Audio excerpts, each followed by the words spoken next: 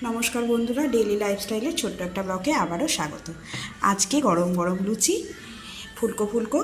আজকে সোমবার, তো আজ রাতের মেনু হচ্ছে একটু লুচি করেছি। এই লুচিটা আমি করেছি একটু, এর মধ্যে দই আছে, তেল, একটু চিনি আর একটু নুন দিয়ে মেখেছি যাতে এই সফট ভাবটা থাকে। দেখো খুব সফট এই লুচিটা, ভীষণ সফট। আচ্ছা, আর হচ্ছে একটু পনির করেছি, নিরামিষ পনির। একটু নিরামিষ পনির করেছি লুচি দিয়ে। এই যে পনির, একটু পনিরের তরকারি, আর সঙ্গে একটুখানি সিমুয়ের পায়েস।